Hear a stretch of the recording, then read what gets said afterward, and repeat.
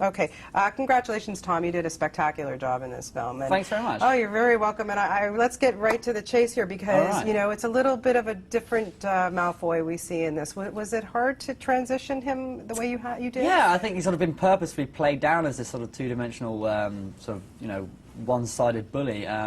So this year it was kind of strange knowing that we'd have to go back there and completely sort of reinvent him. And make him a lot darker because he's, you know, he's no longer calling Harry names. He's trying to break his nose and all sorts of other stuff, but also make him a hell of a lot more vulnerable and make him seem like, you know, he's not really wants to do this, and he's really a victim of circumstances more than anything, I think. Is it good or bad that we kind of feel a little sorry for him? It's great. That was the idea. I mean, the idea is that by the end of it, you think, hold on a second, wow, maybe we've misread this guy. Maybe he is just you know, he's a normal kid surrounded by some of the worst influences children could be around. You know, Bellatrix and Lucius are pretty awful parents, I think, or pretty awful yeah, parenting roles, definitely. Yeah, although I love Jason Isaacs, he's a bit of a wacko in the film. So yeah, exactly. Yeah, it's so strange because he's such a charming man, and then they roll cameras and he turns into this. Well, they're all the same. Helena's even worse. I mean, she's such a joy, and then she turns into this complete nightmare when they roll cameras. Yeah, it's kind of scary. So tell me about your one-on-one with good old Daniel in the bathroom there. Yeah, it sounds so wrong, doesn't it? Every time we say it, oh, me and Daniel had a one fight in the bathroom. God, it sounds wrong.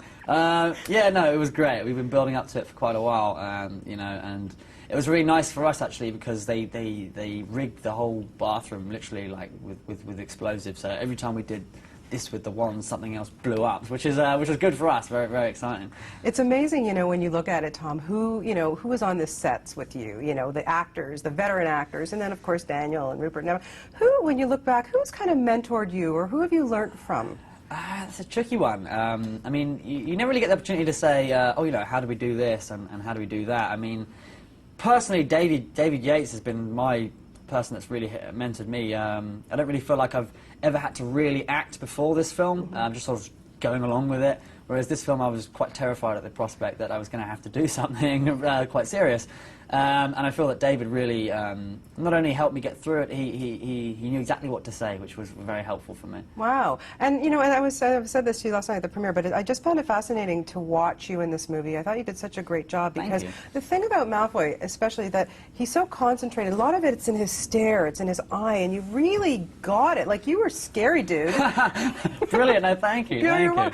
Where do you have to go? Yeah, I don't know. In a slightly strange place, I guess. You know, you have to sort of.